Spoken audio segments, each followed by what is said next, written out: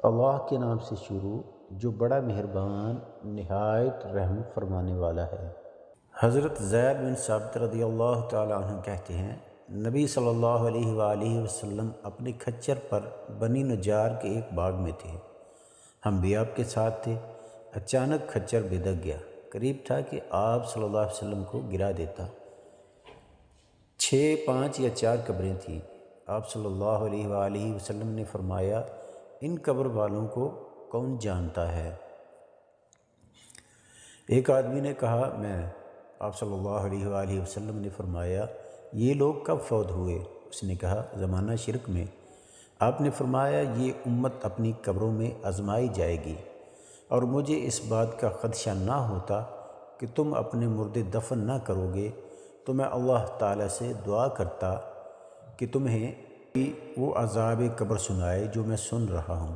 زید نے کہا، پھر ہماری طرف متوجہ ہو گئے اور کہنے لگے، آگ کے عذاب سے اللہ کی پناہ مانگو۔ صحابہ کہنے لگے، ہم آگ کے عذاب سے اللہ کی پناہ میں آتے ہیں۔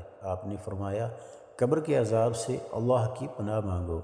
صحابہ نے کہا، ہم قبر کے عذاب سے اللہ کی پناہ میں آتے ہیں۔ آپ صلی اللہ علیہ وسلم نے فرمایا، ظاہری اور باطنی فتنوں سے اللہ کی پناہ مانگو۔ صحابہ نے کہا، ہم ظاہری اور باطنی فتنوں سے اللہ کی پناہ میں آتے ہیں۔ آپ صلی اللہ علیہ وآلہ وسلم نے فرمایا، دجال کے فتنے سے پناہ مانگو۔ صحابہ نے کہا، ہم دجال کے فتنے سے اللہ کی پناہ میں آتے ہیں۔ حضرت ابو سعید خدری رضی اللہ تعالیٰ عنہ کہتے ہیں کہ نبی صلی اللہ علیہ وآلہ وسلم کے پاس آیا۔ آپ بخار میں تپ رہے تھے۔ میں نے اپنا ہاتھ آپ پر رکھا اور لحاف کے اوپر سے بخار کی حرارت محسوس کی۔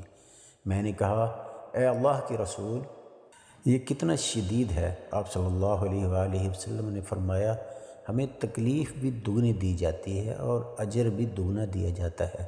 میں نے کہا، اے اللہ کے رسول، لوگوں میں سب سے زیادہ آزمائش کس بات پر آتی ہے؟